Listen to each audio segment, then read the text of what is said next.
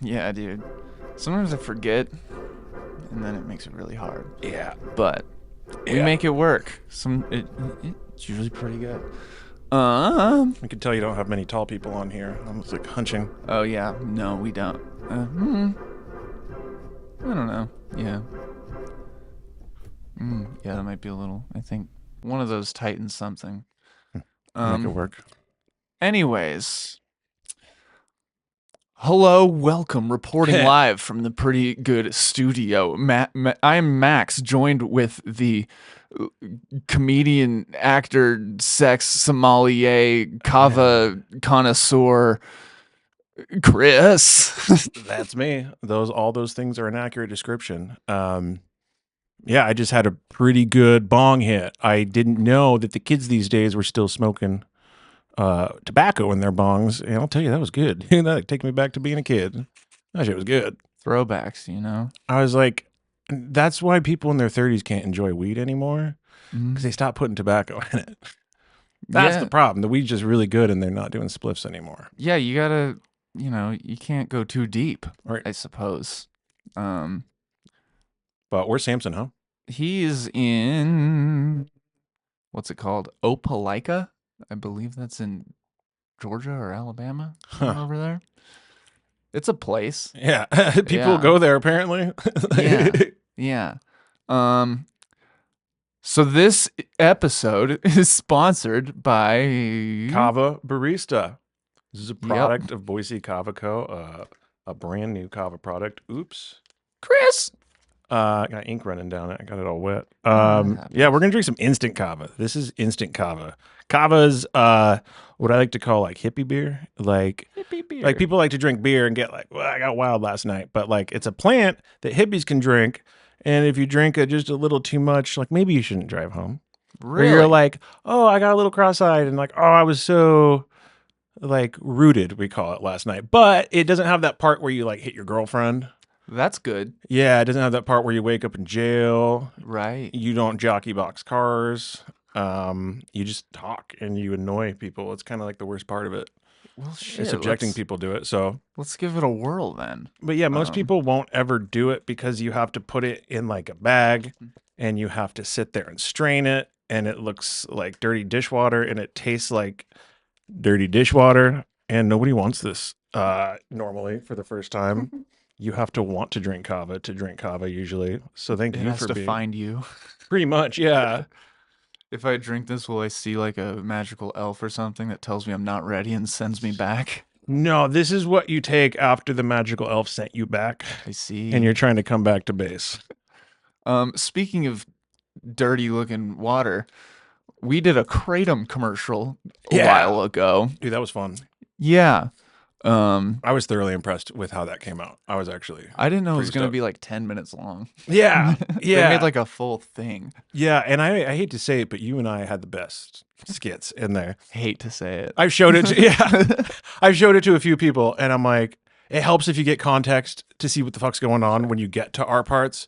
But after you watch those two skits of ours, it's not really worth watching after that. Did you have anything that they cut that you like wish they had in there?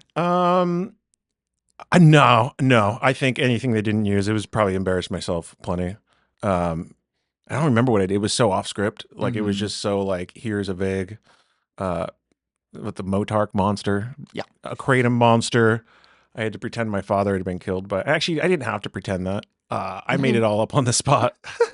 But yeah, it was fun. You should check it out. You should link that. I will. I'll put a little blurb of us there. Yeah, we're funny, and that's where I see our crossover in the comedy thing, where like Funny. the acting. It's funny. Yeah, some comics It's a are big funny, some part. aren't. Yeah, I think that is a good thing. Give me that vessel. That's a vessel. It's floating over. Yeah, what are you gonna put? Water behind? vessel. Where are we? Usually I just do like I used to do a lot of photography in high school, and I have a bunch of pictures that I never really did anything with. And oh, sorry, yeah, this whole thing just.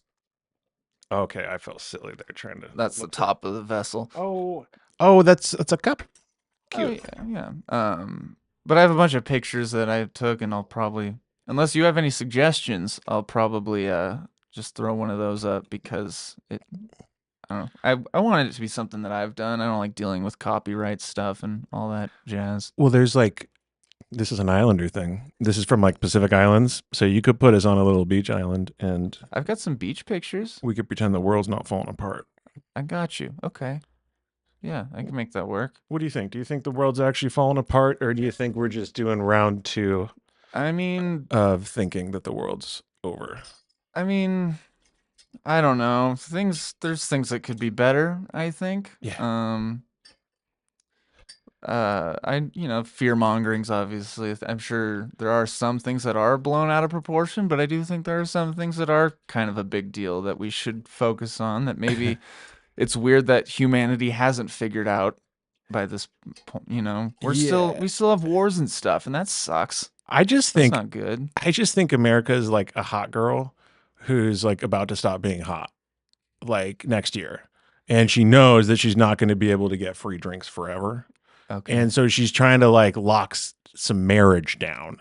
She's trying to get herself, or at least get herself like Seems like she's trying to get a divorce right now. right. I was just gonna say she's trying to get alimony on her way out. Like, so yeah, okay, yeah. She's bitter about the divorce and we're trying to get some alimony out, but I think we're starting to realize that China was the man in this Divorce relationship. moms are hot. Oh. Yeah, no, divorced single moms.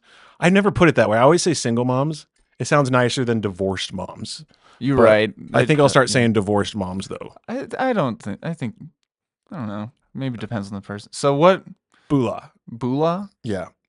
It's like cheers. It's like aloha. It means pretty much everything. It's like life. Hi, bye. All right. Do you Nice to know slam you. it or you just sip it? Chug it down. Okay. Chug it down.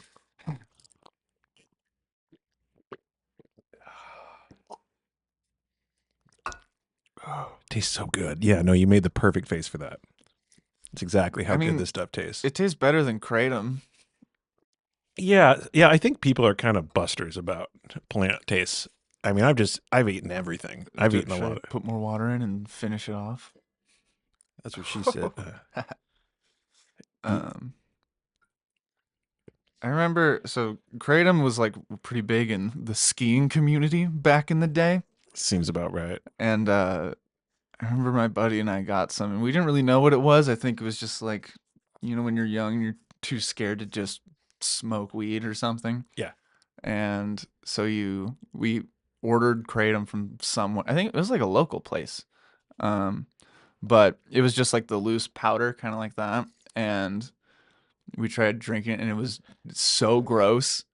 And then I distinctly remember we were skiing, and I thought I was being really smart. I just got like a snowball and then put a bunch in that and kind of like balled it up and just. And it was like the cinnamon. Like I just took a bite into dry dust. That's a funny one just- watching people do. Yeah. I've watched a lot of people choke on kratom. That's so funny that you guys were afraid. I've why weed, so you did It was kratom something like that. because it was legal. I guess. That's funny, that logic. That's the problem with prohibition is we're like, we're going to do opioids actually for our first drug. I remember my best friend, shout out to Anthony Sims. We started smoking weed when we were 13 years old, and his stepbrother Cameron wasn't ready to smoke weed. He was still grappling with that's wrong. And we had all huffed rubber cement up until that point.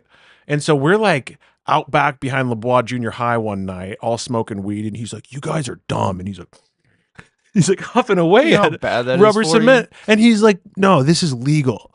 He's like, that stuff's illegal. And like that got so far into his head that he really believed because it was legal that like it was chill. Yeah.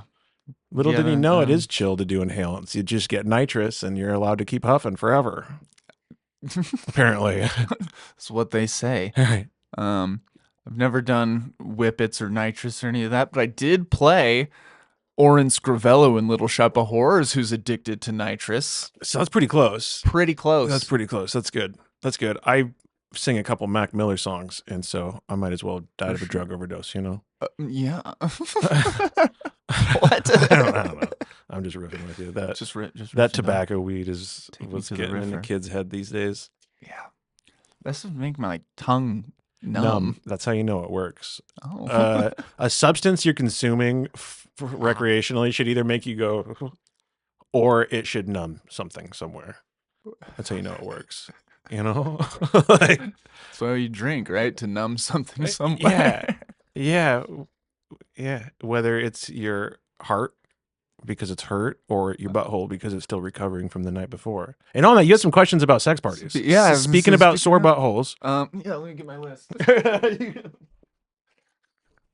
Okay.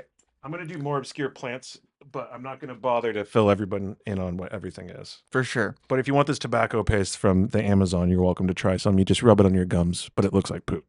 Tobacco paste. Yeah. Mapacho tobacco, it's 20 times stronger than like American Spirit tobacco. I And you think I just- might pass on that for now. Yeah. Yeah. Yeah, most I'm sane alright. people It'll will. probably make my tummy hurt. You probably shouldn't take weird, strange, tarry substances from recovering addict white guys. Probably be smart, especially if you have a drug test coming up. Yeah, for sure. So I don't know if I've told you this before, maybe, but the first time I saw you perform was at a Freaky Friday like years ago, Mm-hmm. and then fast forward to like a few months ago, I got to do your set at Freaky Friday. How was that? It was cool to see it go full circle. It Yeah, was a fun and show and you stuff. hadn't started comedy by that point when you saw me. I had done it like so. I did stand up for like heavy for like a year or two when I was oh damn dude. When I was It's like, easier to just rub it on my existing nicotine pouch. of course.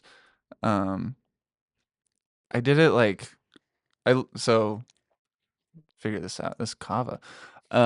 Works. Tastes Grew bad. up yeah, Feels bad. grew up in McCall. 18, 19-ish, would drive down for the liquid open mic once a week.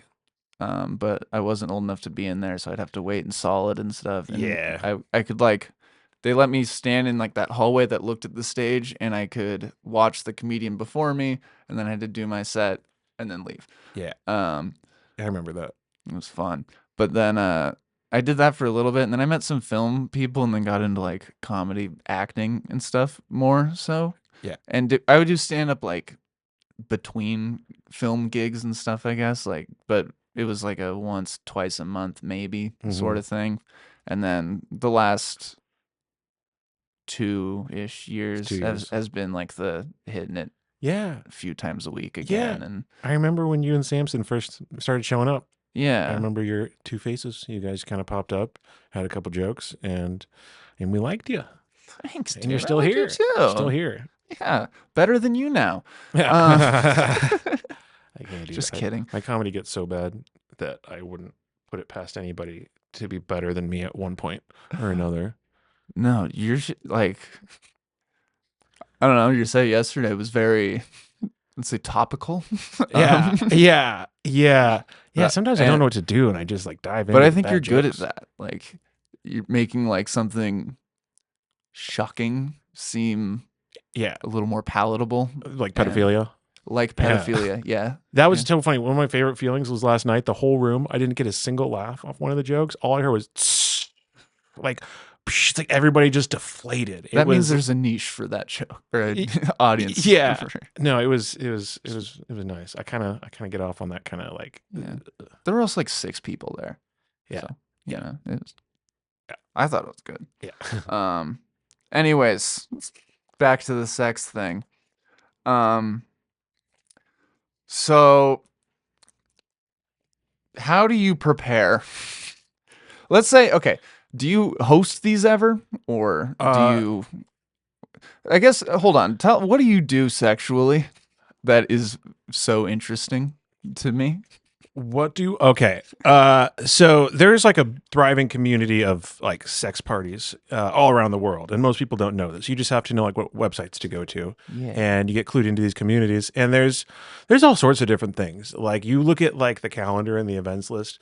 There's anything I've seen anything from like predator prey games where you go to a park and everybody consents, and the women get a 5-minute head start, and then when they're caught, they're allowing the person to pretend as if they are taking them. Yeah. And then there's just swinger parties that you just do karaoke. And then there's gangbangs. And then there's social events. And there's like a BDSM side of it where people want to go to get tied up and like pull out all the cool equipment, expensive dungeon equipment, and get tied up and beat up in front of people.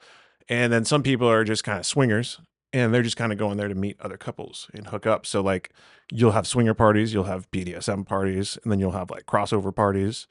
And I kind of just I like to go for uh not so much spectating, but like the vibe it sets. Like Mhm. music festivals and sex parties are the two places where I see people act silly, where I see them behave in a way that they would not behave anywhere else except like not publicly. Like they would do that with their partner maybe.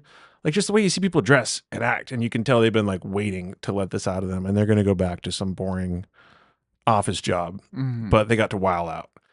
And you see hot people in like their 40s and 50s, and I'm like, oh, I could still be hot in my 50s. Like Yeah. I always thought I was just gonna be like, I look at my parents, you know, I look at my 50s and I look at my parents and I'm like, oh, I'm gonna be that. But then you go to a sex party and you're like, oh, these people are still like having fun. They're not How squares. how were the first couple that you went to? Uh, the first one, they were a Like, little were you weird. awkward or Yeah, I was a little awkward at first. Wasn't totally sure how to engage it, embrace it. do you ever like I don't know, like maybe you show up and your like balls are already out or something and everyone's just like, "Whoa, dude, come on, Well, man." this is karaoke night. The gangbang is on Thursday. Yeah. No, My bad, guys. well, it's also different. So, like, I don't know. I was in a relationship too when the first one I went to, it was before that person and I were actually together, but we went to that party together. Mhm. So, pretty much my experience was going with somebody. So, that pretty well dictates how your experience is going to go versus, I don't know. It's like a homecoming dance. Yeah. Right. Well, because you imagine trying to go like alone because you'll see people alone, and I'm like, oh, that poor guy, like he just like doesn't know where to get You're in, like, "What do fit you in, do and then they're when?" just kind of walking around. It's like that's the thing with going out and doing just about anything. If somebody's like, hey, do you want to go to like some of this tree fort stuff during the day? And I'm like, we're just gonna like walk around and Mhm. stand there, and then we're gonna like get bored standing there, and then we're just gonna walk somewhere until we're bored. And like it's the same thing with the sex party. It can be just as boring. Like, Mhm. sure, it could be fun if you meet somebody and something vibes, which a lot of people go there like, I'm getting fucked tonight. So like a lot of people are looking out for that. But I'm like too sketched out to the swinger thing. Mhm. Like those swingers have been swinging for like decades and they've fucked every swinger in town, and that swinger has fucked every person in town and the next town over. When you swing with one person, you're swinging with every Yeah, person that they ever swung you with. swing with Boise. Like you are fucking Boise when you fuck Boys the swinger community. That's like the closest you'll come to fucking Boise as a whole. Yeah. as a whole, Right, or right. or two, or all three, maybe. Which is just why I don't really fuck with the whole poly or swinger thing so much. Like it's cool. I would do some Uh-huh. of those things, but as far as just like open, I'm like, I can't trust anybody. Like, So let's say you're going to where sex is happening. It's going to be one of the fun ones where there's just like a human pile.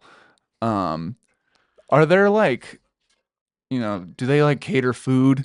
Are there like snacks? there Is was there some like a snacks. There were free game snacks. of Twister? There was ultimate. It was definitely ultimately processed foods. So like a lot of like M&Ms and cookies and Hmm. shit like that. So they I didn't think have like good. fruits would be a good. Yeah, you figure you'd want some electrolytes to keep people fucking all night, but Yeah. they actually kind of want people out at 2 a.m. sharp. So they probably aim for a sugar crash to just Oh. get everyone out, Um. drug them. I. So we have a mutual friend. Um. who- Once it gets down here and Yeah. you see some, Uh-huh. swish it like that and it gets the rest out. Oh, gotcha. Just so you know. One of my other friends, one of my fetter friends, he is it Fet or Vet? It's Fet Life, right? Yeah, That's Fat Life. yeah. Shout out Fet Life. Yeah, shout out Stay Fat Life. horny. Yeah, Um, yeah. but he was telling me that some of the parties he's gone to, they've had to implement rules.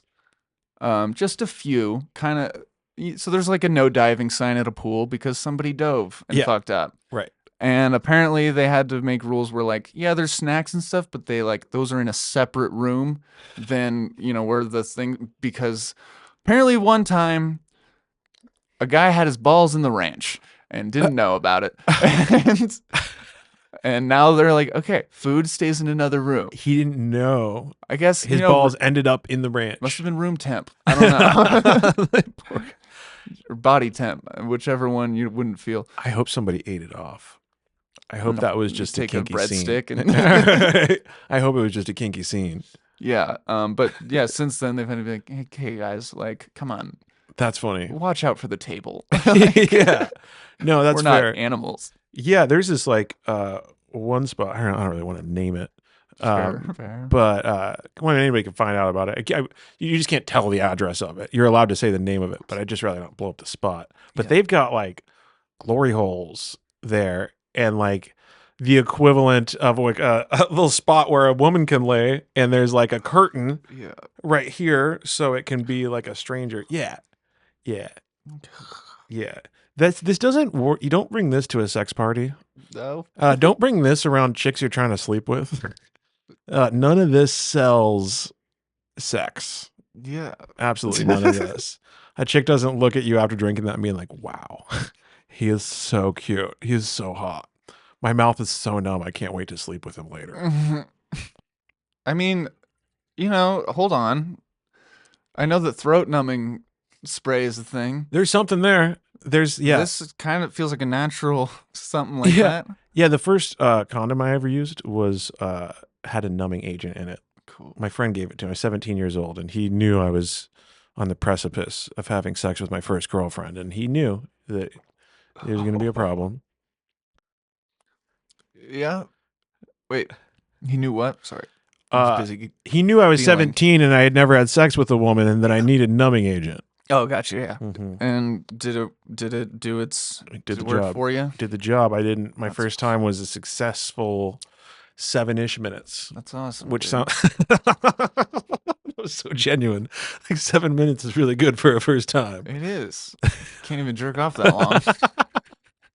Yeah, 7 minutes jerking off is like getting hedonistic. You're getting like, I'm just here to enjoy it. You're getting tantric masturbation at that taking point. my time. Right. I'm gonna treat myself right. Right. Have you ever like?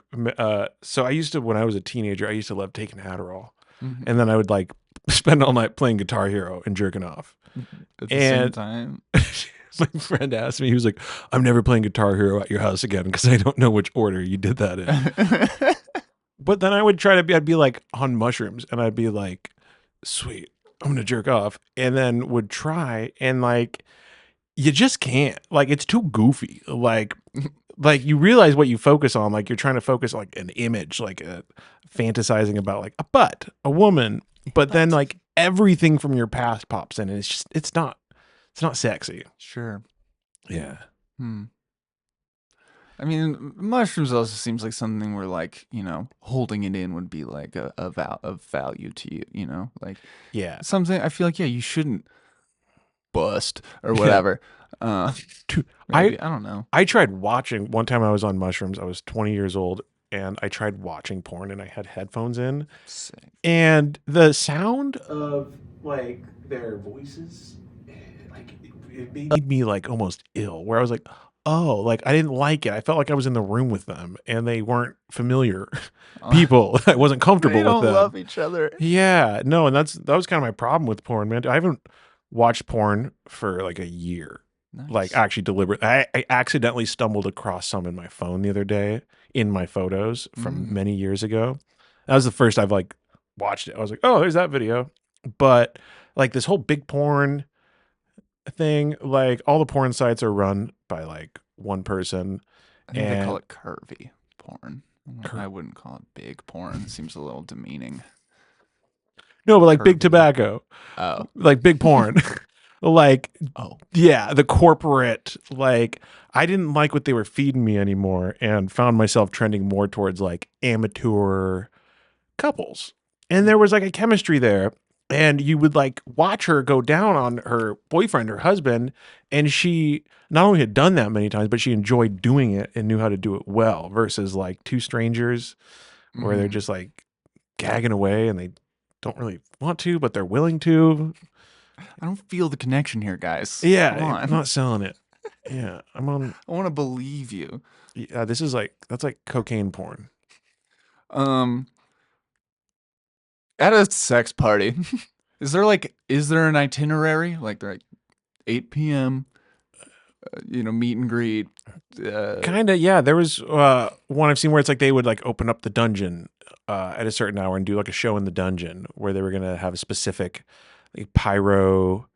What do they call it? Fire topping, where somebody lays Fire down. bottoming. Yeah, you can be a fire bottom and a fire top, and so somebody lays down, and they make these like cool little wand things, and one end of it will have like a fuel on it, so they'll dip it in like this fuel and they'll rub it along your back and down your leg, Ooh. and then there's a flame on the other end of this thing, and they like touch it, and then like the flame traces along, and then they're like putting it out with their hand as they go, and it's kind of a cool spectacle. And between that and people like, you'd be surprised at how hard people like to get beat up, like for fun.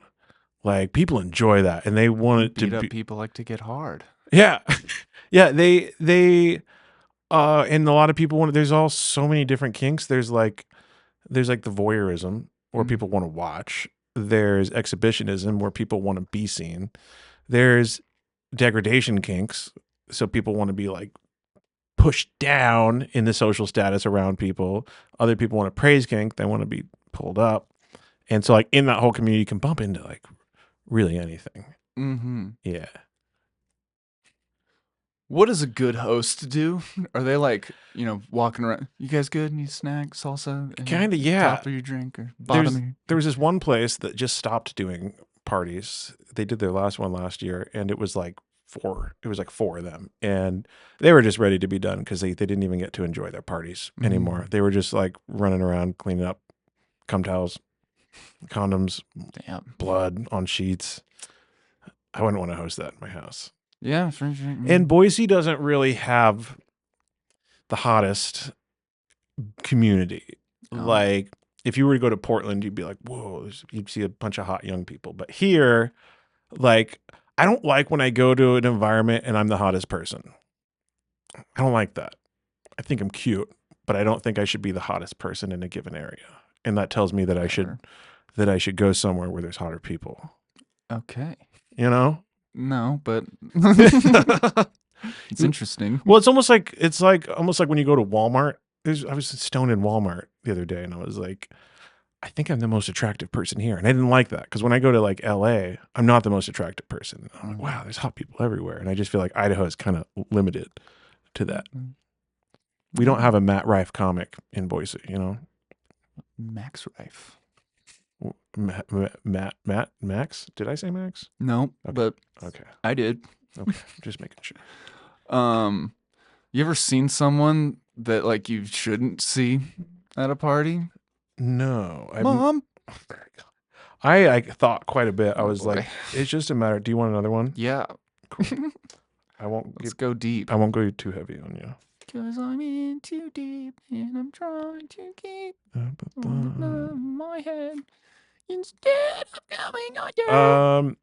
So no, I've never bumped into anybody that I wasn't supposed to see. I did bump into somebody there and then see that person in real life later who just so happened to be a friend of yours. Yeah. That was the funniest thing, walking into Mad Swede for the open mic, making eye contact with somebody and us taking like I kind of smile and be like, oh, I remember this guy. We met at a party and we were both wearing thongs. I saw your balls. You complimented my thong. And I said, yeah, you look great. And then we moved on. And then it was like, hey, how you doing? Good to see you again. And then I saw him again at another party at the same spot, getting some tail. Look at that. I was like, good for you. A lot of people, go there for that and don't achieve that. So to see them pulling it off, and it was on this sea of beds they had set up in the garage where they had like a bunch of mattresses. I can only imagine how much fucking has happened on those mattresses. Do they lay like a tarp down or something? Or they put sheets on it and stuff. Okay. And so I don't know. I didn't do much. I mean, I did spank someone. That's cool. In the beds. Yeah. I was hanging out with a friend of mine, and then we met this couple, and we spanked. And yeah, a lot of people are really safe where they're not just going there to be like, I'm just going to fuck strangers. Like, it's actually, a lot of people are actually pretty safe where they're like, look, I'll mess around with my husband, but I'm not going to just, it's kind of a red flag. I just like the company. I just like the company. I just like someone to talk to while I'm getting my dick sucked. Like, God forbid. She can't talk to me. Her mouth's full. Steven, did you catch the Packers the other day? No, the football team Packers. It gets like there's also the whole layer of like with BDSM. There's also like the dominant submissive thing that like a lot of people take that very seriously, where they'll do like parties that are very high protocol, and you have your slave there with you, and all the slaves are like serving the dinner and has to like follow perfect orders. And some people are like nerds, like fucking BDSM nerds, where Mhm. they just like uh kind of get off on like the mental domination being above a person. And a lot of people happily give all their sovereignty and rights away to another person. And it works out very well for them. Are there like terms for like a poser there, like in skiing? If there's the kid who like spends a bunch of money on the nicest stuff, but just like isn't that good or whatever, it's called a gaper. There's like Jerry's, like someone who's like maybe just there to fuck or something, so kind of like unattractive, kind of jock esque or whatever. Like, I'm sure that there's recently divorced guys who have all the money and have the house and build a dungeon mhm, and are like, hey, look, I got all this stuff because that shit's expensive. I Like, bet. I've been to somebody's dungeon before, and I mean, just the amount of just whips, the leather whips alone, like, I mean, you can spend $50 a piece on those, and when you have 14 up on the wall, Yeah. yeah, One more than a baker's dozen, right? yeah, yeah, Fuck.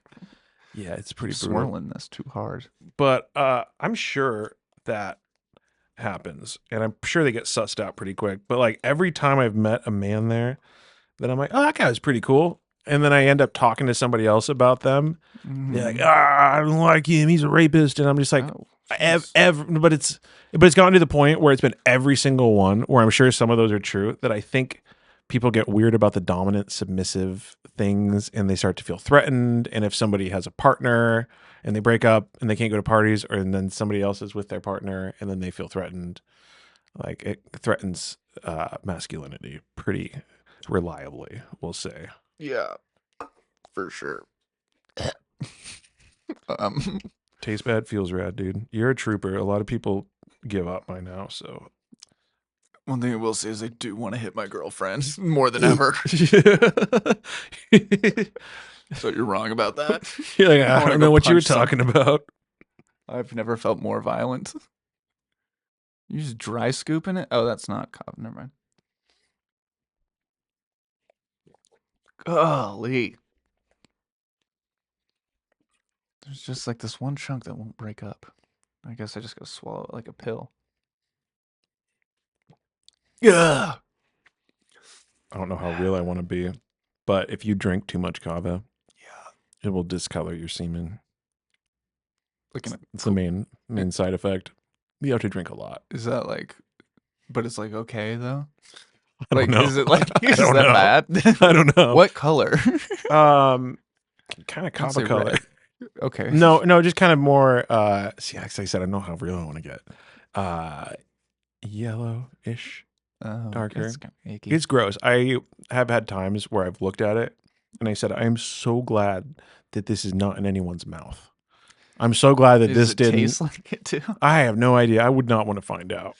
Yeah. But it's a good indicator of health, honestly. Like your semen is a good, like, with how, when it's pearly and clear and nice and has good water content to it, like mm, it's, flies it's out of you, doesn't dribble. yeah, right, right. Has some recoil to it. You're like, hell yeah, I'm hydrated. Yeah, like as a man, the things that make you know your physical health is doing well is like how your semen looks. For me, sometimes it's how quickly I objectify a woman when I look at her in public. Now, hear me out. Okay. That sounds really fucked up and misogynistic, It does. and it is kind of, Okay. but that's built into us. It's Gotcha. because when my physical health is doing well, when I'm eating clean, I'm hydrated, I've Mhm. been exercising, I've been doing my breath work, my testosterone increases. Mhm. And so when I see a woman, I like I don't do anything about it. I don't harass her. I don't approach her. I don't do anything. I'm just like, wow, she's so hot. And my mind goes a million places. And that's when that's not happening is usually when I'm more depressed Mhm. and my libido is really low. So frankly, that knee jerk objectification is kind of a sign for me. So I guess we could work on the objectification part, but that initial trigger is a good sign. I think it's that you called it objectifying, and maybe that's why. I'm glad I heard you out. Yeah, yeah. You're glad I didn't walk Yeah, away like, from the conversation. I don't think there's anything wrong with What being would like be a she's attractive. That's a well, it's not beautiful. that. It's like whoa. It's like woof. Like Yeah, but you're not like acting on it. right. And I think that is, the good thing. I think everyone sees everyone and is like, huh, what if? Yeah. Well, maybe. Yeah. But like, Yeah. you just don't Yeah. most of the time. Yeah. Unless you just Unless you have 3 kavas in you. you can talk to anybody and then you just beat her up if she doesn't, man. Yeah,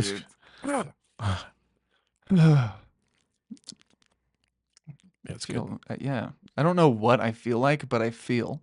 Yeah, it's kind of hard to put your finger on. It's just kind of makes you a little more chatty. At My least head's it's a little like, yeah, a little euphoric, kind of floaty, kind of yeah. set you at ease. There's a like bit. a nice pressure on my head. Yeah. I feel like I'm wearing a comfy beanie. Yeah.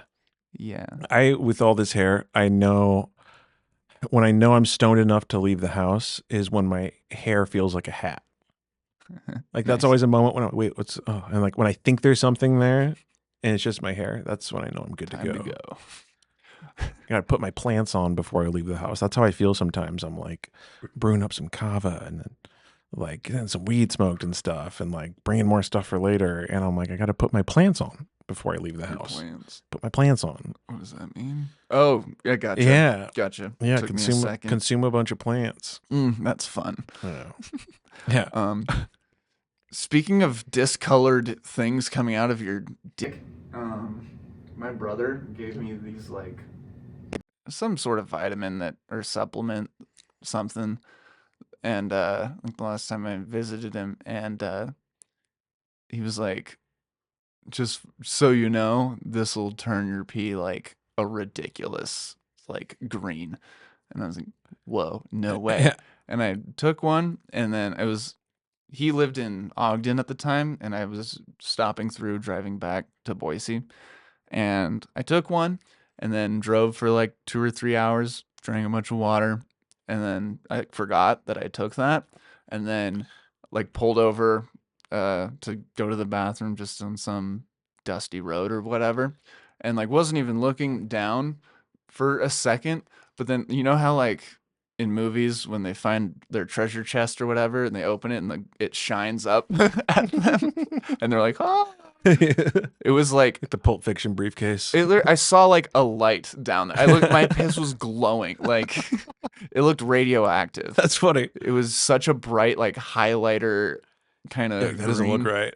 Yeah, like if it was dark, it would have looked like a lightsaber or something. It was. It's like cool. It's like those drinks, those detox drinks that you drink them and then you can pass a drug test for 6 hours. Mm-hmm. You're not supposed to do the first 2 Ps after drinking it because you'll get a fuck ton of like cannabinoids. If you're trying to pass a drug test for weed, all of it comes out there, but not later. But your pee will be like neon. Mm-hmm. And I have a friend, shout out to Desiree, who went to the doctor because of blood in her stool that she was very worried about. And after this whole scare and like sitting there with the doctor, she realized she ate beets. Ah, classic. Yeah, those beets will get you, dude. Those. Did you ever watch Portlandia? I have, yeah. Isn't that an episode where like the doctors are just like, Yeah. they're prescribing you just had beets, you're fine. Someone has like a axe in their head or something. You had beets, like chill. Yeah, that's kind of my favorite skit show. It's so good. Alongside Chappelle's Show. Chappelle's Show holds a special place in my heart. Oh yeah, that's great. But Portlandia was very innovative, very novel. Mine is Whitest Kids You Know. I haven't actually dove into that Oh, you got thoroughly. it. You'd love it. I haven't given it its due diligence. You would dig it. Did you ever see that movie that had 2 of the fellas? Miss March. Yeah. Yeah. Fucking love that movie. Yeah. My friend was really into Whitest Kids You Know, and he got me onto that movie. And shout out to Stax, bitch. That movie is pretty stacked. Yeah. Yeah. Like, Hugh Hefner's in it. Yeah. Craig Robinson. Others. Craig Robinson with no dick. A really shitty movie that I Forced dick, really though. loved was Eurotrip. That was with who was in? I can't remember if there's anybody significant in that. I don't think I saw that. Yeah. Did you ever see were you ever into Tom Green? at A all? little bit. I He's watched a like little some of his stand up. he's a little before your time. Yeah. I'm He 48, but whatever. he when the Tom Green show was out, like he had a song that was because he was all big on MTV, and then he had a song on TRL, Total Request Live, that was like the hit top 10 songs they did every day. And he was at number one, and they specifically asked him to step down because it was a ridiculous song called the Bum Bum Song. And so he was beating out Limp Bizkit, like Eminem and Britney Spears. Like he's like literally beating out Baby One More Time by Britney Spears, like her breakout hit, with his like with like the bum bum. It's the most ridiculous thing. He's like, my bum is on the rail.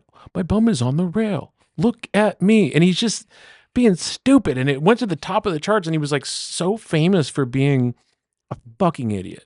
He would just go on any show and just be a fucking idiot. And he inspired Jackass. He was doing everything Bam Margera did to his parents before on his Oh. not network television, local broadcast television in Canada. Had his show on there, and he would just prank his parents. And Hmm. yeah, highly recommend Interesting. looking into the Tom Green show. Yeah. That's I know he had like one of the first like comedy podcasts kind of yeah, I guess technically or yeah. news show or yeah. Internet show. It's really cool seeing that video of Rogan on there where you just see him. He's like looking around. He's like, I really like what you got going on here. He's like, this is the future. And like you can kind of see that spark and you turn to the most popular podcast in the world. Did Trump come on here before the election last year? Yeah. Yeah, that's on Patreon. Fucking Patreon, man. I'm like, I can't afford all my favorite content creators. Yeah. I figured out kind of what I think I feel like. I feel like how I felt a while ago when I went to school in Coeur d'Alene, when I went to Schweitzer and kind of accidentally drank a whole bottle of cough syrup. Huh. And because it was like I was really sick, but I really wanted to shred. And it was just, I thought, I was like, I'll just take 2 of the shots or whatever. And like before I drove there, and then I got there, I was like, oh, it's a little bit more. And then 2 hours later, I finished the whole thing or whatever. And I felt like really light. Like I didn't weigh anything. And I remember because I was jumping and I was like, look how fucking high I can jump. Like I don't weigh anything. I did like 80 push-ups just like Was like I feel like that now. was this over the counter or prescription? It was some over the counter like something Some good old dextromethorphan. could have been. That's a good buzz. Yeah, it was weird. And then I remember like 2 days later I was like, I think I felt like that because I was like high, drunk, I think it was whatever high. on Yeah. What they do in Thailand is they have this stuff called what do they call it? 25 is 50. They have some name for it, but they mix kratom and like cough syrup. Gross. And there's something else they throw in there too, but like it's just this cocktail of highness that I don't think I would want. It sounds like what you would hear about, like what they would prescribe people in like the 1800s or whatever. Like, Yeah. oh, your arm hurts? Here's make a smoothie of meth, cocaine, and alcohol, Yeah. and just 3 of those a day should set you straight. Yeah, I'd take it, dude. If you don't have health insurance, we'd take fucking prescription heroin these days. As long as there's no fentanyl in it, fuck. Yeah, right. Yeah. Even if there is some fentanyl in it, we'll probably take it. just a little bit of fentanyl. So, okay, maybe this is a hypothetical. Maybe this is me thinking in too deep about. We're back to the sex party thing. Right. So let's say there's one house. These people they host a lot of these events over the years. They enjoy it. It's a whole thing. Everyone loves going there. Is there something where like maybe at the end of the year they give out like a most improved or a most valuable Most player? improved dominant. Yeah, like Top swinger. Jim, you only lasted 12 minutes in the orgy in January, and I saw you put in a good half hour. No, but that would be a really good skit to film. That would be really funny. An award show sort of thing. The swinger couple of the year, Yeah. like bottom bitch of the year, rope bunny of the year. Mm-hmm. You could have this like, yeah, most The BDSMs. yeah, the BDSM. BDSMs. Yeah, that's funny. That's funny. Birth of an idea right there. The Oscars. The the the Golden Globes. That's just we can just keep that. Golden Shower Globes. Ooh. Um the Spit Roast Awards. But yeah, no, It's a stretch. that might be nice to make people feel appreciated in the community. Yeah, like, hey man, we noticed. Yeah. Like, I know you feel a little, yeah, like excluded, but like, yeah, you're improving. We didn't want to get in your way. Yeah, we Really? appreciate. Like, Check out this footage we got. Like, no, let's not. that's like the worrisome thing about that is like, I could see where that whole Epstein thing was a very effective honeypot thing because I'm like, people act wild at sex parties and wouldn't want that footage out. So let's say if they were like, oh, by the way, half those girls were 17 years old after the fact of like some wild sex party, where I could just see how effective that could be because people like the stuff I wear at these things. Like, I mean, I have pictures of it, and I wouldn't be too bummed if the world. Polaroids. Yeah, I've thought about posting one of them on the internet, but that's just that kind of person. Most people wouldn't. Sure. Most people wouldn't be okay with that. Reasonable. Yeah, and you're not allowed to take any video or anything, which is probably good. Have you ever been asked to like open an orgy of a stand-up? No, but I would love to. I have this dream of like hosting an orgy as a comedian and like roasting everybody the whole time. That could be kind of That's fun. where spit roasting would come in handy. There we go. No, it's actually kind of hard to go to that kind of environment as a comedian and knowing when to be funny. Yeah, because there's times when I'm like, get a load of this guy. Yeah, Here. right. It's in my hand. Right, because there's some places that it will say like no laughing in the dungeon, and like I heard that. Like I was reading through the list of rules, and it said no laughing. I was like, you want me to have no fun? Like, I'm not gonna laugh at anybody, but like, well, that's one of those where like, you know, when someone tells you not to laugh and that just makes you laugh more, right? Like that, it seems like they're encouraging you to laugh. Like, do not fucking laugh. Nothing is funny down here. And then they go down there and they're like, penis. Right. Right. And then like laughter is, fucking, I had to almost fight somebody on this, but laughter is like better than sex in a way, in terms of like, if I'm like with a woman and we're like, say we're in bed having fun and you're giggling, having the time of your life, I say you let those giggles ride out as long as possible before you get to the sex. Cause you can always choose to have sex. Like if you're in a relationship, you can always be like, yeah, we'll have sex right now. But laughter is harder to choose. Definitely. And that's why comics are such like a service to people, because we kind of give that on demand. But especially as a comic, to like laugh on demand, you set the bar so high that like when you do stumble into laughter, I think you need to like take it. Yeah. Before you take it. Right.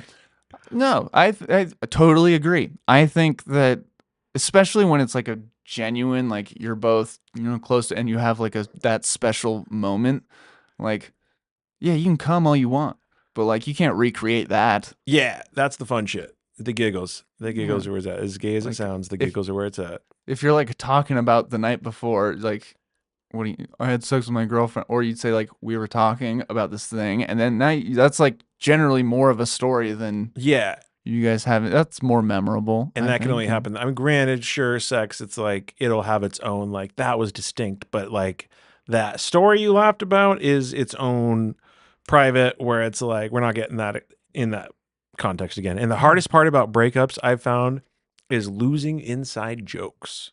That's a hard one. After getting out of like a 10-year relationship, I was like, oh fuck, dude, we spent like that whole time building up these like little ideas and jokes that you just have to drop. You just drop them because you can't just like text your ex and be like, thought about you. Remember that funny thing? Like it's not appropriate, and then you can't tell it to anybody else because they don't get it. And like, it's just how to be their stories that you can't tell to the one person that was there. Yeah. It's fucked. Yeah, and everyone else will just be like, I don't understand why that's funny to you, but right. Well, that's why having a cat has been so great. I just got a cat recently, and a cat brings a lot of humor to your life and it's all had to be their humor. Yeah. It's none of it that you can just go tell. You could even show somebody a video of your cat doing that silly thing that made you laugh so hard, and they're not gonna laugh like you did. But that's good for us, I think, to have those private laughs where we're like, this is just for me, and it stays with me, and I enjoy it, and I don't feel the need to like have that validated by another. You know? It's pure. Yeah. It's a thing. It's just all you. I love my cat. Well, and my cat. It's me and Yeah. my cat. But yeah, it's all me. She's Yeah, me. dude. Cat- Hippie shit. She's me. You're me. I am he as you are We're me. carbon, you know. Yeah. What? That's yeah. A very common side effect of kava is frequent urination. I feel that. So maybe we should take a quick bathroom break and come back. Okay. You into that? Yeah. Cool. Yeah. Cool. Yeah. Start running your podcast for you. Yeah, you guys are funny being bachelors and all. I know Samson has a girlfriend, but it doesn't look like it by your guys' bathrooms.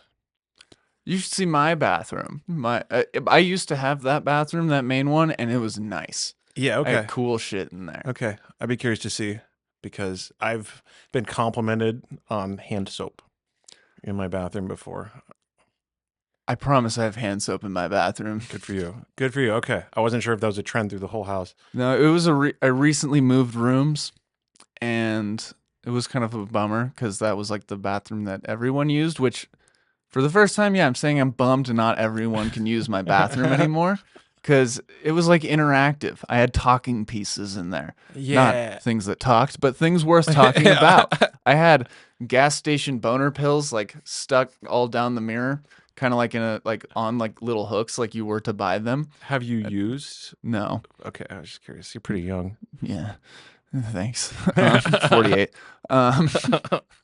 But and then above that, I have like a pledge to abstinence That's that I funny. have dated for 2069. Just plan on changing some things around then. And going with some born again. That's funny. I like the decoration style. I like the decoration that says a woman doesn't live here. Yeah. I like that. I kind of like that middle finger right there. It's just like kind of like a fuck you, you know? It totally is. I don't give a fuck.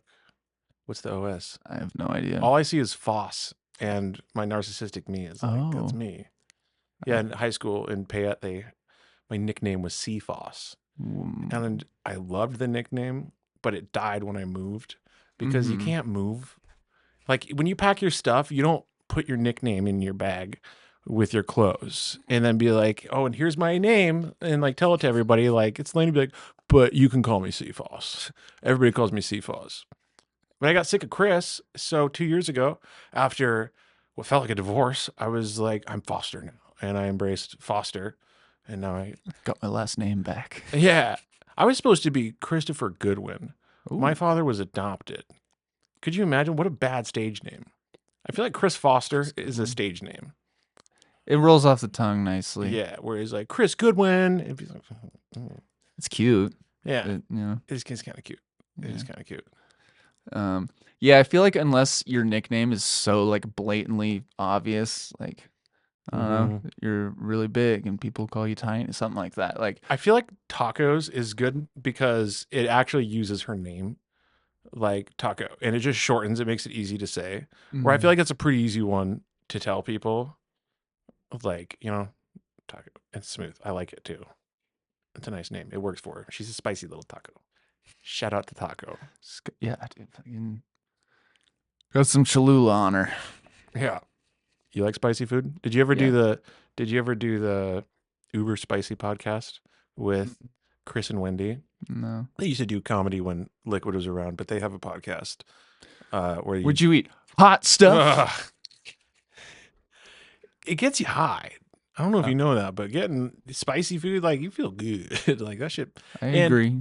So if you drink a bunch of kava and then you eat a high fat food after, it'll fuck you up, dude. Like you'll feel it twice as much. And if you eat spicy food, it enhances that even more. Like I'll take 2 bites of spicy food when I'm drinking kava and it's overwhelming. It's a bit much. I feel that. I mean, it makes sense because I'm sure that the kava powder probably soaks into the fat in your belly, and Right. I Kind of mean, like yeah, how weed, yeah. When like, you make the butter and stuff out of yeah, it, it attaches to fat and then it mm-hmm. metabolizes better, kind of thing. Beautiful. I used to be an edible nerd. Yeah. Yeah. I learned how to allegedly learned how to make my weed edible. It's just such a crime. Like on paper, the whole notion of doing that. But I learned how to make your weed active for you to eat it, which is why vaporizing is great because you just vaporize it and you've got all this leftover stuff you can just eat. A B B V V B B and B AVB, S M. ABV. We just had this discussion anyways. It's either AVB or ABV. It's already vaped bud or already been vaped. Yeah. I think I go by AVB. I think that's what I say. I think that's a subreddit I follow. I won't judge you, man. It's all right. Uh, hell yeah. What's the cheers word that you say? Bula. Bula? Yeah, the whole thing is like Bula. the whole thing's like Nisa Bula Vinaka. But Ferris Bula. it just means like life's good. What up? Yeah. Dough. Kind of. That's basically what it means. Yeah, What up? dude. Basically means what up, dough. Feel hydrated. Yeah, it can imbalance that after a while. You just have to make sure you're drinking water and eating food. If you drink kava all day, you'll get a little dehydrated. Oh. How many calories are in this? None. I love it when plants show up. Like I saw a bag of kava and it had all the nutrition facts on it. I was like, there's literally nothing in here. This is just 0% everything, 100% Yeah. kava. 100% plant soft drugs. I call them soft drugs. I'm a fan of soft drugs. Soft drugs. I've done all the hard drugs and they derailed my life. And the soft drugs, something like kava, is something my family doesn't panic when they see me drinking it on Christmas. They're not like if my parents saw me drinking booze, they'd be like, oh no, this is going to turn out bad. But with this, they're like, oh, Chris, it's like they'll forget I'm drinking. They don't notice that other than seeing me drink it, they don't notice like, oh, Chris was fucked up last night, which is preferable. Sure. That, Because I haven't drank alcohol for 12 and a half years. Bula. Congrats. Bula. 12 and a half years. And I don't miss it. Yeah. What was your drink? Let's go back in time. It was primarily Keystone Light when I was drinking socially. Sick. It was either Natty Light or Keystone Light. When I was with my very toxic best friend at the time, Robert, shout out to my big retarded friend, Robert Van Dusen, we would drink malt liquor or wine. And that was my sad drinking. Like, it was fun if I was drinking beer with people because you could drink so much light beer before you'd black out. Like, you'd be throwing up and peeing all night before that would happen or the beer would run out. Whereas with like 2 bottles of wine, if you drink that first one quick enough, the second one's going to black you out. Yeah. So malt liquor and wine. The last thing I probably drank was Zinfandel or Stay Chappelle. And part of the reason why I quit drinking, there was this time Robert and I drank malt liquor and I had to leave somewhere. I was kind of homeless at the time. I was living in his parents' backyard under a tree. Literally Chris Foster. Bag. Yeah. And we were drinking and he had to leave somewhere for a while. So I had to just go be out in the world. I had nowhere to be. I was homeless and shit-faced drunk. And I was walking up Bergeson Hill in Southeast Boise and it was raining and I saw a little dry patch because there was a tree up high. And I just laid down on the dry spot because I was tired and woke up to a police officer like telling me I couldn't do that. That sucks. And he was chill. And then I walked on to the Home Depot that was right there on the road and I was tired. And so I found a spot to lay down and made a bed. Yeah, I laid like in between some like products in the aisles, like because there's like pallets of products. I just like crawled back there, and I was like between 2 pallets. And nobody could see me, and I woke That's up. a cool name for like a album or something. Yeah, Between 2 pallets. There's that show that Zach Galifianakis had, Between Two Ferns. Maybe that thing. Maybe I'll take a picture of some pallets. Yeah, between two pallets. But I woke up at like 3:30 a.m. Obviously they were closed, Sure. and I was still drunk and like, Did you just stay there uh, until it opened? no, I breaking and exiting was my. I actually didn't break anything. I just because they have emergency exits. That's the thing, Yeah. and which was actually really quite the relief in that moment because I thought I was gonna, like the automatic doors, those push out in emergency. I almost did that, but I realized that they would just have one. I knew I was gonna set off an alarm though, one of the fire exits, and Overhand. It set off an alarm. yeah, and I just sprinted off out of there. And it wasn't till like next day I woke up and I realized I left my backpack and my little bed there. And Return to the scene of the crime. I went back to get it a couple weeks later. And the funny thing is, when I got it, there was a spice pipe. I was madly addicted to smoking spice at the time. Jeez. And so it had my spice pipe in there and it had a piece of mail with my name on it. And then it had a high school yearbook for reference, basically. So they could have been like, oh, this looks illegal. Oh, there's a piece of mail. This is Chris Foster's. And then they find the yearbook. That's Chris Foster. Find the video. Like, that's the guy who ran out of here in the middle of the night. But I was wondering, is that a crime? Probably. Well, if you didn't intend to, though. Because, like, if you did that on purpose and you were like, all right, I'm meaning to stay here after hours, that's definitely a crime. But on Yeah. accident, I mean, Yeah, I guess you could just say you bonked your head and fell down in between two pallets. yeah. And No, frankly, it would help that that cop saw me drunk earlier. Because then that cop could corroborate that, yeah, this guy wasn't. He wasn't doing yeah, so good. But yeah, those are the kind of reasons I don't drink. your Like heart that's was in the right place, I think. yeah. Have you seen the movie Employee of the Month, Yes. where they have like the little hangout spot in the Yeah. Costco? Yeah. Yeah. That's That's what I thought of when you said forts are still cool. forts are awesome. Forts still feel good. Yeah. Like I'm really, really jealous that I can't get my cat's fort under the thicket in my backyard.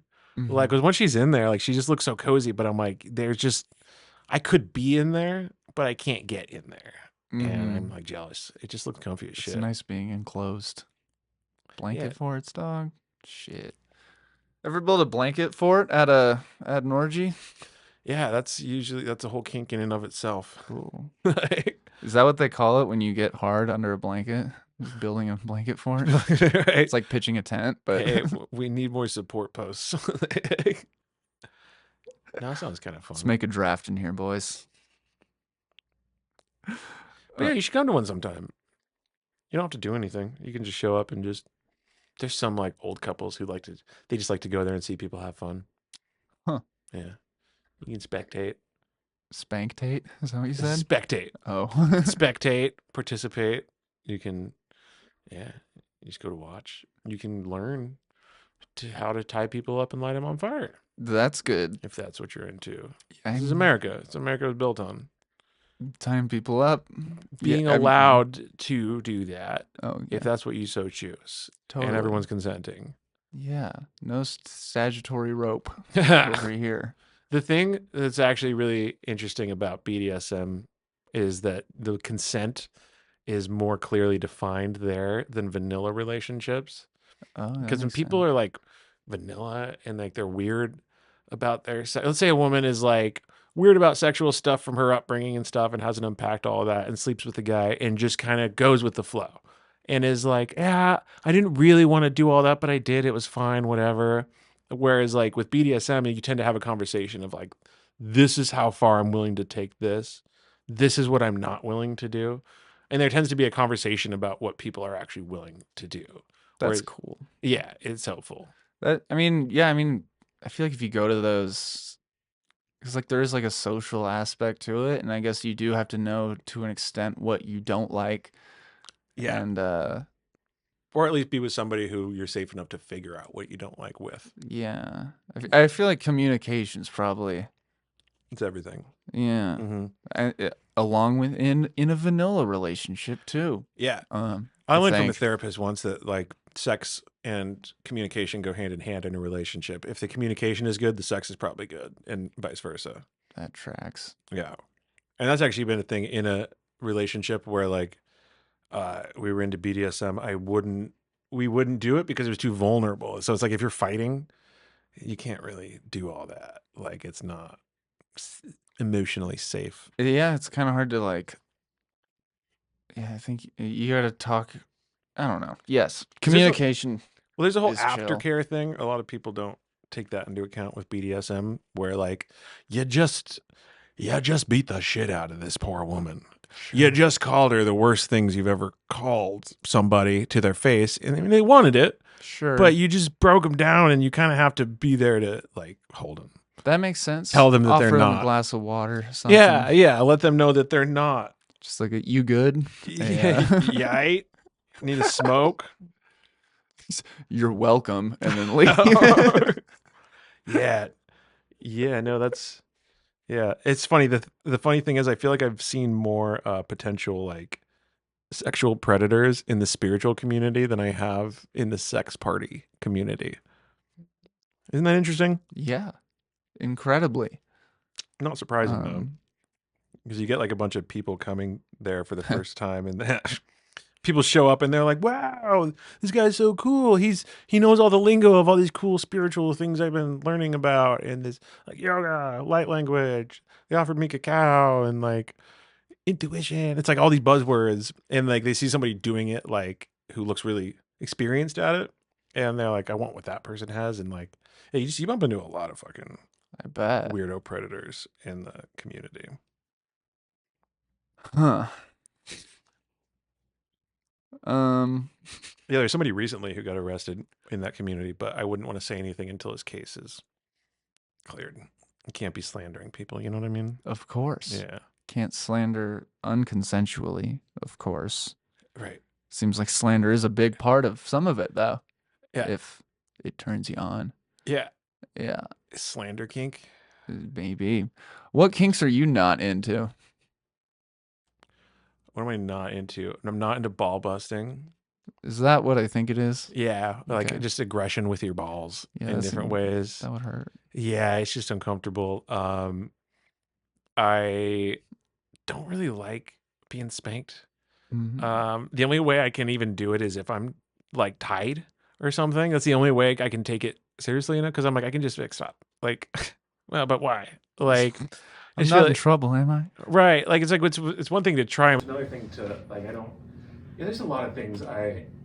It's all kind of fun, but I'm not like super into any aspect of it. What I think's more fun is like kind of the mental energy of somebody being like, you are more powerful than me. I'm letting you do this, and like it's the sharing of like they're giving you that power, so you don't just have to hold the power on your own. They give it to you. It's just kind of like that mental buzz of Mm. like, and sometimes like the ropes can help with that kind of thing. It's like it just helps with like the domination aspect. So it's kind of fun, but I'm not like some people are like really into it. Like I said, almost nerdy with it. Where it's like I'm like, bro, this is like make your whole lifestyle about. Some people are living dominant submissive. Some people are like every day they have to ask like they'll have to ask their partner. I mean, everybody has different rules, but they could ask them like, may I go pee or something, or like they need to have food made by this time and they need this done by this time, and it's like they get off on like living their life as a servant to someone else. So I'm not Hmm. really into that or anything. I mean, but Really showing me the ropes here. yeah, there's not a lot I wouldn't try, but there's also a lot that I look at there where I'm like, I'm not looking to try it. Like, I'm not eager to, Hmm. I suppose. Fair enough, dude. That's hot. You ever like leave an orgy thinking that like you crushed? I've never been to an orgy. I'll get that straight. Orgies, yeah. Sex party thinking like I killed it. Yeah, yeah, definitely. And especially like if you are there with a woman, that tends to be a nice source of ego inflation Hmm. in a controlled setting. That can feel good. You can walk out of there feeling like I felt pretty cool about that. But uh yeah, you get some compliments, you know. People like, hey, nice. And like I said too, especially yeah, it is easy to feel like you kind of crushed it at a sex party when you have the Boise people available to you. Not the Yeah. most attractive folks. So yeah, it's easy to feel cool like big fish in a small pond, you know. Watch me do a backflip, everybody. Do we need to fill that up? I got a little on mine. should have. So I do have a little spare. I got some water too. Oh, perfect. Oh, Kava. Yeah, it's neat. Yeah. I started recording a podcast 2 years ago. Uh I huh. only did 3 episodes, and it was through Mastery Arts, who did the Oh. commercial. And I finally got the footage the other day, or I finally looked at it for the first time, or listened to it rather, because it's fucking 3 camera angles, Nice. 3 mics. It's just so much work. Like all that data, I'm like, Jesus, I was really ambitious with it, and there's a reason I never did anything with it. Like not even having a good enough computer to store it all on. I just have it on a drive. But I was like, this is fucking funny. This is funny as shit. And kava was a huge part of it. I drank a lot of kava on there. Yeah. But Beulah. Bula. Beulah. Ferris Bula. That's funny. I ought to take that one back to Kava Circle.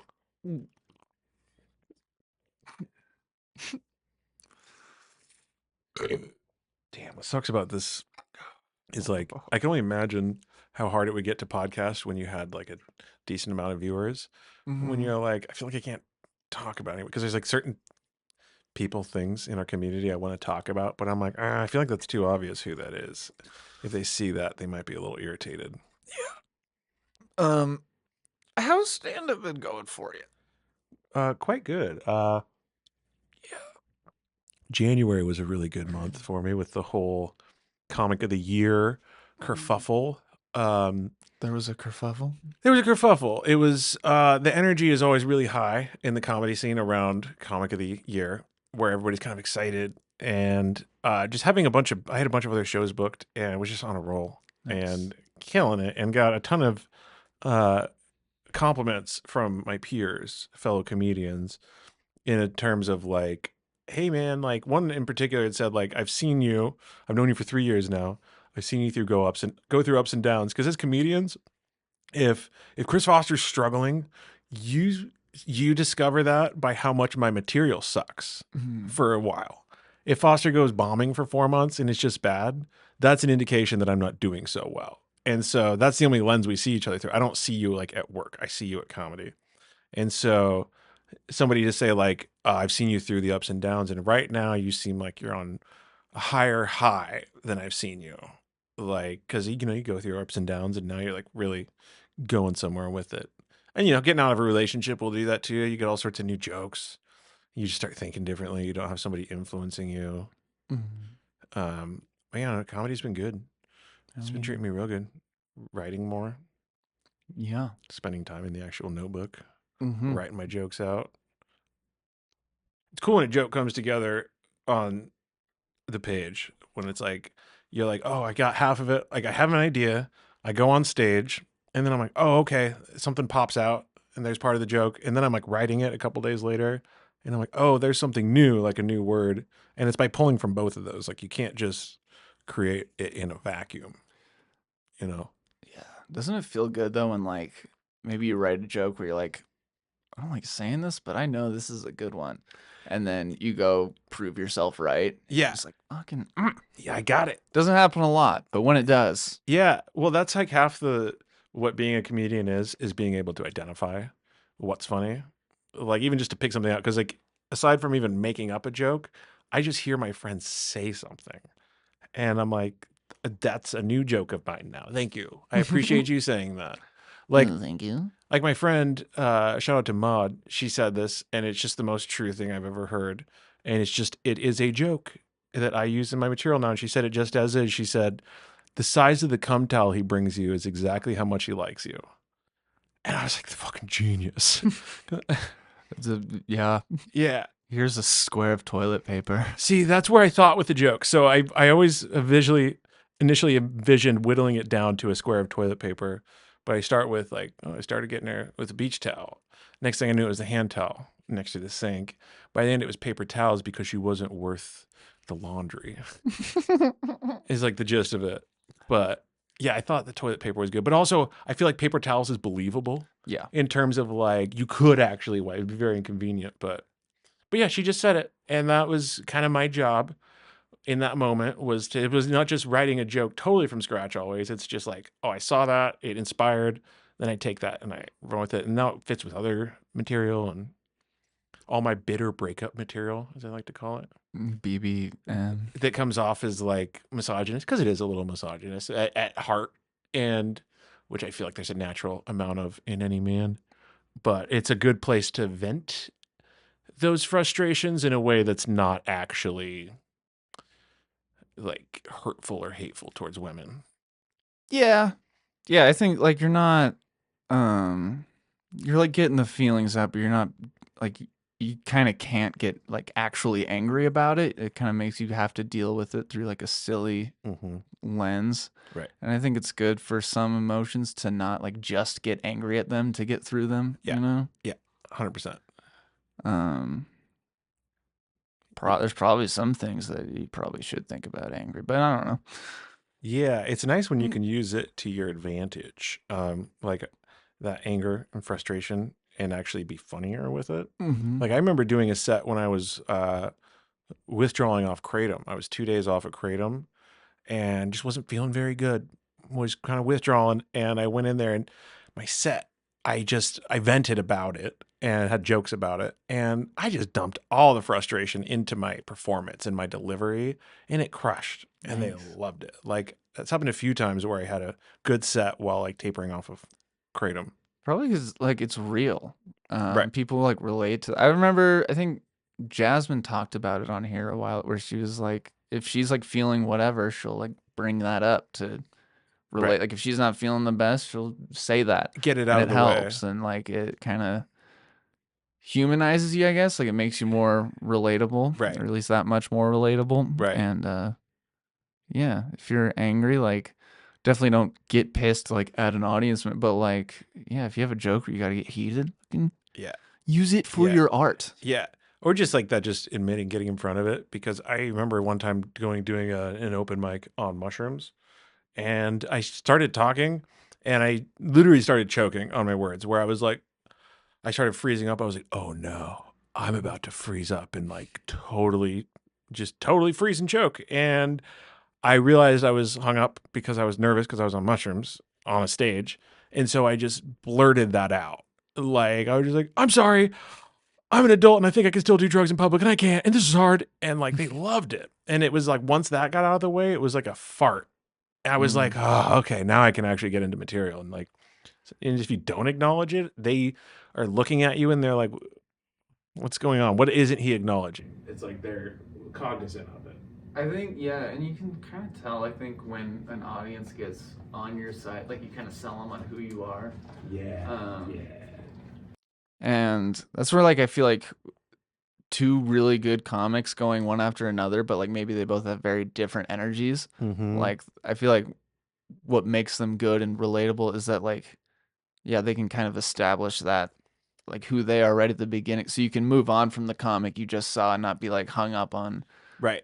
who they were or what like yeah, if somebody maybe has like real life jokes and then you go up next you have a bunch of like kind of fantasy silly whatever jokes, like I feel like establishing you as the silly person and then being the whatever, if you can make that relatable kind of right off the bat, I think a lot of your jokes will play regardless of who you're trying to follow. I like that. I like that. And as much as this is like fucking, I feel like dorky, cliche comedy talk, but I love using my comedy as a means to relay my past experiences in life. And somebody be like, oh, this guy seems nice. And they'll be like, oh, his curly hair reminds me of my grandson. And oh, he's fun. And then I'm like, I was addicted to pills. Like I was a raging alcoholic.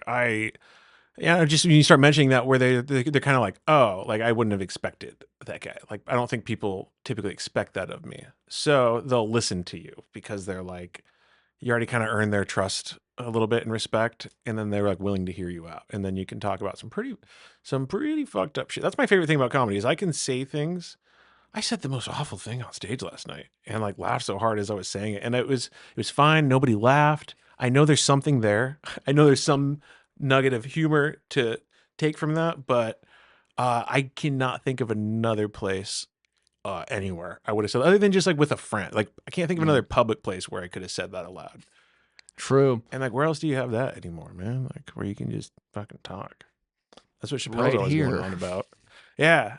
Yeah. on the Pretty Good But podcast. even then, I'm thinking about, I'm like, this Yeah. could pop up on somebody's Instagram. Yeah. And I am filtering this. And it's like, it's not even like it's so big. I'm like, I know most people won't even see it. Even comics who've been on here probably won't see, like, You're right. the chance that they will. And I'm not trying to put down your viewership No, either. I understand. It's just getting the people near you to see it. That's why I'm like, not wanting to post material online. I Feel haven't been that. wanting to, but I'm also like, dude, it's so hard to get people to show up to my shit. What are the chances this person from my Facebook or Instagram is going to see both the video and show up to a show? Like, the likelihood that somebody's going to do both is usually pretty low. Like, I don't feel like it's hard to get people to show up to your shit. For some reason, I feel like it's harder with people that you know. Like, Yeah. I feel like people that don't know you are more inclined to come to a show. Yeah. Because maybe it's just because, like, if someone knows you, maybe they're like, what if he's not good? I don't want to, Yeah. like, They don't take you seriously. I don't want him to get nervous that I'm there, sort of thing. Well, because Like, I have a bunch of like fans, kind of guys who mostly young, like mid-20s white guys who have approached me after sets and be like, that was so good. And I always get their info. So I have a list of people that I can promote to. And yeah, those people will show up. And mhm. part of it, I think, is just because they've seen a local comedy show. Whereas if some of my friends, like that I've known from way back, if they just showed up, they'd be like, "Oh, whoa, there's some good comics." Like, you just see the lineup. I think people are always a little shocked that it's actually funny. Like, Mhm. it's like they don't respect local comedy. They don't respect anyone who's not a name they don't know until they see it. Yeah, it's also like a lot of people expect like a Netflix quality thing, Right. and that gets kind of hard. And also, heckling is at an all-time high Yeah. because of crowd work video. I've had a lot of people say like, this is like helping you. Me yelling and interrupting is helping. And I go like, I see why you think that because it's all over the internet, Right. but like, I've only been heckled once. And it's funny, I've been doing this 5 years. I've been interrupted many times. I've had people talk through the whole set, but I feel like I've only been really heckled once. And it was this woman, a Saturday night at Mad Swede. She was just like so dead looking at me. And like, when I looked at her, she just said, she's like, "You're not funny." I was like, mm, "Excuse me?" And she just piped up loud. She's like, "You're not funny." And it was so like, it was so hateful at me, where it was the first time I felt like I actually had a bone to pick with the person who interrupted, and it derailed. I got so giddy, it had never happened. And that's the only time that's ever happened to me. I feel like every other time I've been interrupted wasn't legitimate heckling.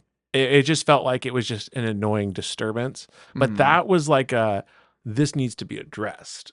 It was like, this actually needs to yeah, go down where someone like first. singles you out, sort of thing. Right.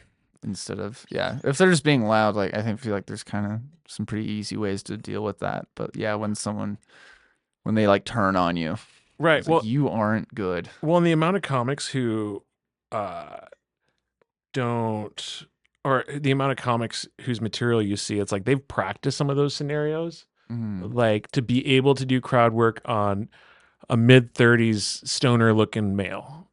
Like, it's like it works for them. And like, I remember seeing, fuck, I can't remember his name.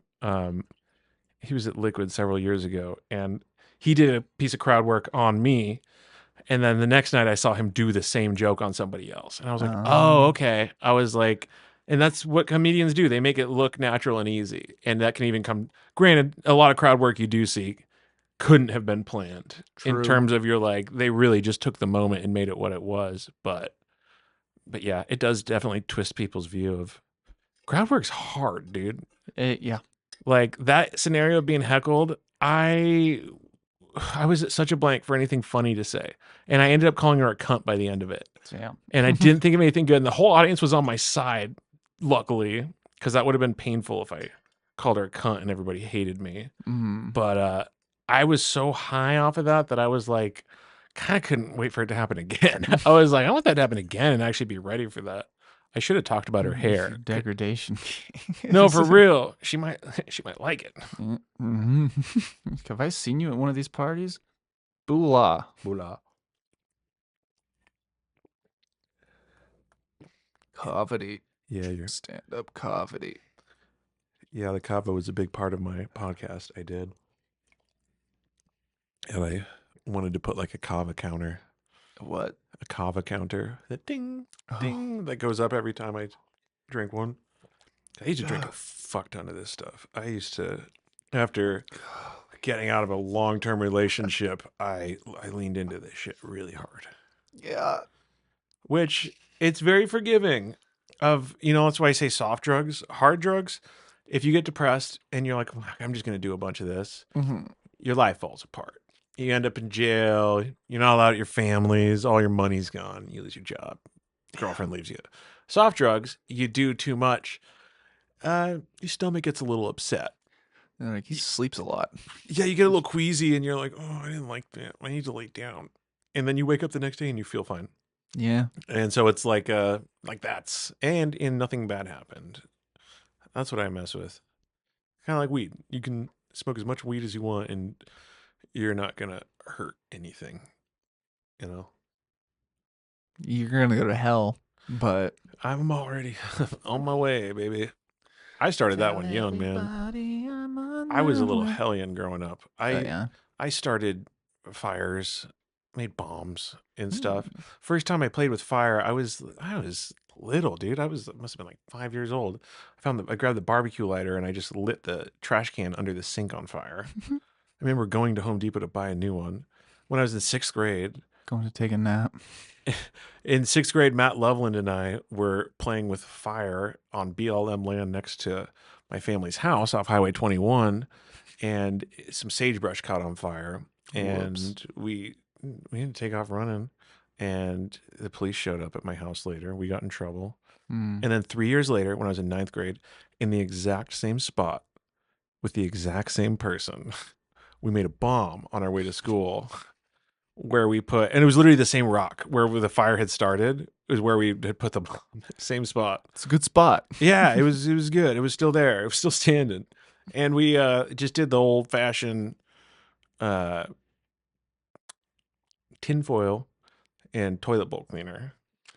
Are Uh, we allowed to say how to it's make bomb? it's very known. Okay. It's a very known chemical reaction, All right. but there's something that just the pressure.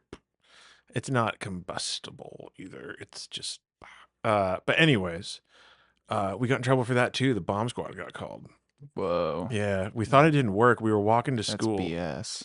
We were walking to school at LeBois Junior High, and we had put it like up the hill on this BLM land, and we kept looking up there. We didn't hear it, and then right before we went in the doors, we heard a big explosion, and we saw the school resource officer like looking up there. And by the end of the day, our parents were there, and they informed us that a bomb squad went up there. And Whoopsie daisy. yeah, Matt Loveland snitched both times.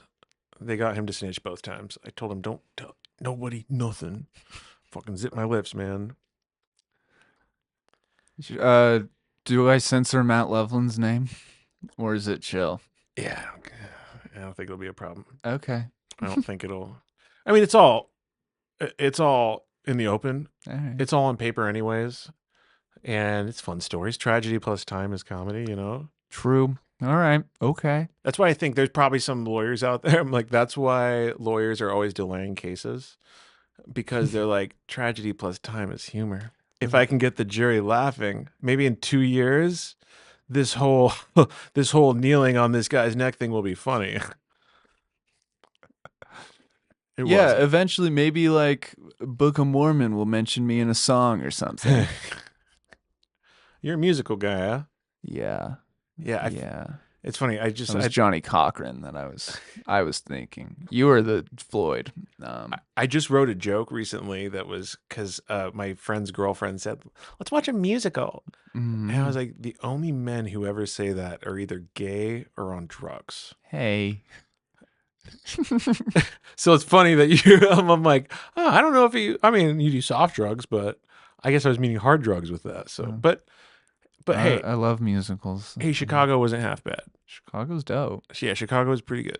Yeah. I am weird about musicals. I hate them until I'm watching a good one. What's a good one to you? I'm trying to think of the most recent one I watched, but I can't recall. So a good musical and I learned this from cartoons like Disney musicals, is a good musical is one where I don't realize I'm watching a musical. It's harder to do with live action because they like all of a sudden Yeah. they're acting it out and it's like so different. But in a cartoon, it's like it kind of will gradually go in and I'm like, oh, that was fun. And rather than like, oh, great, here's another song kind of thing. Yeah. I think yeah, the flow and it's making it seem, which is it's hard to make just a big dance number seem natural and Yeah. not just like everyone's just randomly breaking out into All song and about a dance. thin air. Yeah. But Start with one girl walking over, traipsing her hand along a counter, and are there any that you recall liking? Chicago's the only one that stands out. All right. I'm really trying to think through them. I know I've seen a couple others, but none of them are ringing a bell. Okay. Must not have been that good. Well, there's like the old fashioned like Newsies. I Yes. remember Newsies. Wait, Yeah, which one did you like the the old school, the Kids in Factory, All right. Well, like the Or movie or the stage version? the movie, Okay. the movie. With Christian Bale, that one. Yeah, yeah. That one's fine. Um you should watch they also on Disney Plus. They have the Broadway version. I'd consider that. I would like to go see some Broadway shows, even if it's They're not like awesome. actual Broadway. I'd be into that. And as part of too, once I saw how interested like Larry David and Bill Burr have gotten into that. Bill Burr's on Broadway right now. Yeah. Yeah, and I'm like, good for you. And it seems fun. My biggest struggle with that would be the memorizing of lines. That sounds quite challenging. I Like mean, it's the same as your stand up I and can't memorize my stand up. all right. Like what you see on stage like is me piecing together whatever I could in the moment. Sometimes I'm more uh like last night you said I was so like pointed at that one topic. And that was because like I was going hard on those pedophilia jokes. Mhm. And it was because my short-term memory fleets me and whatever jokes I've been telling that week are the only jokes I can remember. And to dig out, like I'll watch old videos and be like, why the fuck have I not been using that? Like, Mhm. and I really struggle. I'll write out a new joke and I'll be like, I love all this. I added all these points and I don't know how to. Well, granted, I haven't spent and I reading it 30 times and been like hashing it out in my head, but I just struggle with like the way Greg Sisko, Yeah. he wrote every single word he speaks during Yeah. most of his sets. It's like he's not going off the cuff. Whereas, I think what made memorizing, especially like a play or a musical, what made that easier for me was thinking of it like, how many songs do you know the words to? yeah, And how many do you think you're going to learn more songs in the future? And you know you're going to. right. But I have to be And having fun. yeah, It's the dopamine where I'm like, it's oh, like, this song feels so good that it's easy. and I think through rehearsal and also like wanting to make that or like wanting to do whatever project you're on, I think that helps. And a lot of them are paced kind of like songs and there's scenes and you can think of them kind of in chunks. And usually when there's more people, it's like, it's not like stand up where it's just you up there. Well, I'm sure the There's, deadline helps too. yeah. Frankly, deadlines are a really helpful mechanism to just get shit done. Like the comic of the year, uh, round 3, we had topics we were supposed to write on. That was really good for me as a comic because I was like, I planned for round 2. I didn't plan for round 3. I was like, I'm confident I'll make it to round 2. So when I made it to round 3, I was like, oh fuck, I have 1 week to write jokes that are centered around these words. And that was good because I actually spent my mornings like writing it out and like hashing it out and it just inspired creativity. Like it's the whole with I remember Marina Wool mentioned this once. She's like, within confined boxes, like we can find more creativity sometimes. Like sometimes we think it should be wide open, but if you just give yourself a box and a Mhm. deadline, like you'll come up with some shit with that limited stuff. Yeah. I mean, you're kind of using your brain differently. Like you're trying to focus. And Right. if you just, if you're just like, I'll finish it when I finish it, then like, And you won't you're not finish it. really, yeah, you're like, granted, you might finish and some people are good at that, but, I feel like, yeah, just, I got to finish it by this time. I think you just got to think about things a little bit differently and you just know you have to put in that little more effort and whether you want Right. to or not, I think you probably do. Right. And have you ever used like the Memory Palace? I'd like to use this for my stand up. So like pick a set list and you walk into your bedroom and the things are in, so like in the drawer next to the bed would be like my bidet jokes. And then like underneath would be this other thing. So then I can actually like in my head walk in there. I'm like, okay, that's there. And I'd like to practice some tools like that better to have like my tight 5 or tight 10 just like stored in a room where I can always find it, because like I just suck at keeping a same list of like these are my jokes, my solid jokes. It's like those solid jokes always change because if I don't like them, I don't do them. Mm. So I'll do a joke. Oh, say you're in a competition, and I'm like, oh, I should do my jokes that I know work. But then I tell my jokes that I know work that I'm bored of, and then I have a lackluster set. Like it got laughs, but it wasn't like, I don't know. If I talk about the thing I really wanted to talk about, then it would have been way funnier for everyone. You live and you learn. Can I touch that butterfly knife? Yeah, man. I'm dying to get my hands on that. I haven't played with one. Do you uh you fuck with butterfly knives? I had a roommate who had one for like a year, and I played with it like every single day. Fuck yeah. They're fun. That's a big part of the BDSM thing is edge play, like knife play, Oh. where it's like, yeah, you're like tied up and they're like Nope. running along you. Uh-uh. And this dude who was throwing parties showed me his this knife he had. He's like, yeah, I used this on somebody, but I had to retire it because the energy was weird with it. It was used by a Nazi to kill people in World War II. Oh, okay. And I'm like, oh, that might be some people's kink. Like, I can only come if a World War II relic is against me. Yeah, some people are just that into history, I guess. Germans, Or man. are Nazis. I don't know. Maybe it's, yeah. You should be kind of concerned with anybody who probably wants Nazi memorabilia rubbed on them to I come. wouldn't turn it down if Well, it does somebody seem like a offered fun. it to me. It seems like a fun thing to do once, just to be like, look what I did. Yeah. Like I jizzed on fucking something Hitler held. Idiot.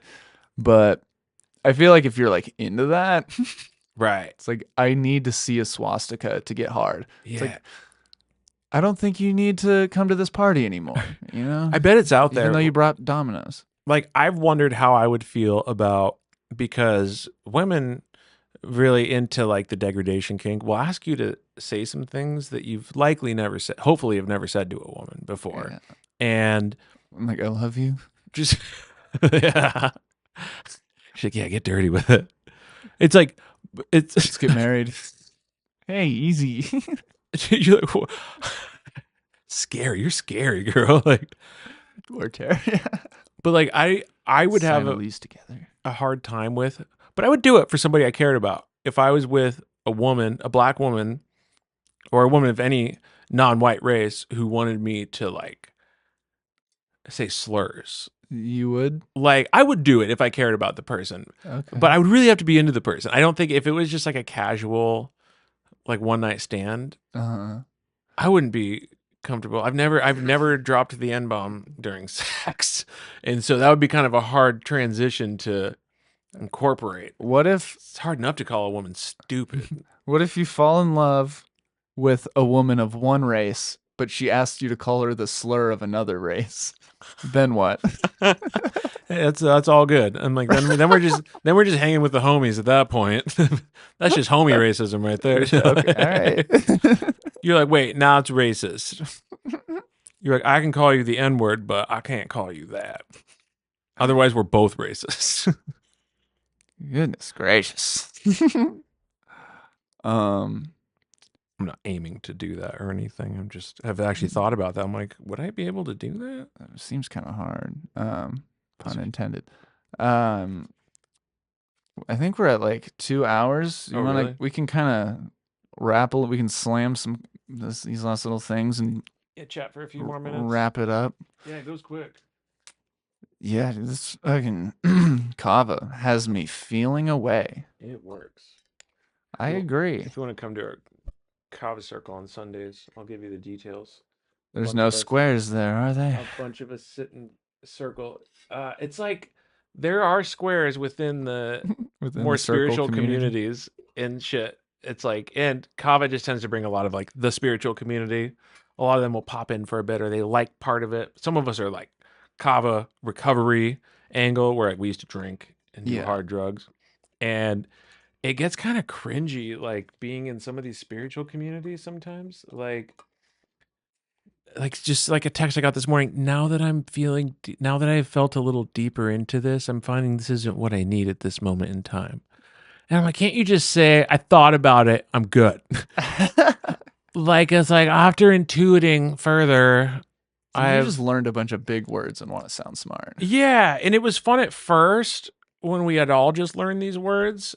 And now I've been hearing people say this for like 6 years. Mm-hmm. And I'm like, okay, this language is feeling limiting. Like at first, it was like a step up, like having extra language to talk about things like spiritual stuff. But now I'm like, we're just saying the same words over and over again. And That's one thing I noticed about film. The amount of times I've heard the word juxtaposition used incorrectly. yeah, I'd be curious to hear one of those.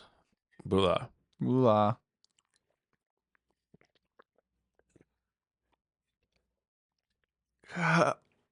It's a real juxtaposition from what you'd expect from the industry. She juxed my position until I And she juxed my position say into action. submission. All your hands in ignition.